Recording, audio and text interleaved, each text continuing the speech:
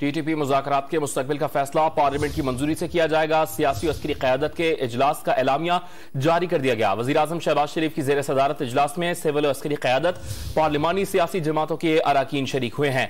Don news के नुमाइंदे जावेद हुसैन ने हमें ज्वाइन किया है। जावेद, इजलास का अहवाल क्या है?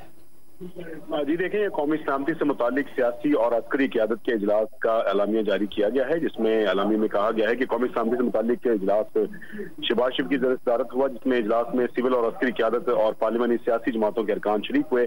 इजलास को मुल्की दाखिली और खादी सलामती सूरत हाल पर ब्रीफिंग दी गई, जिसमें बिलखसूस अफगानिस्तान के साथ सरहदी अमूर पर भी ब्रीफिंग दी गई और अफगान सरजमीन पाकिस्तान के खिलाफ इस्तेमाल नहीं होने देंगे, इजलास में इत्तेफाक किया गया।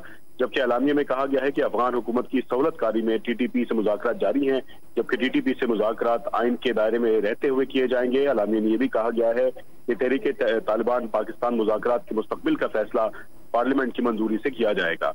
जी, जावेद हुसैन अपडेट कर रहे थे, आपका बहुत शुक्रिया।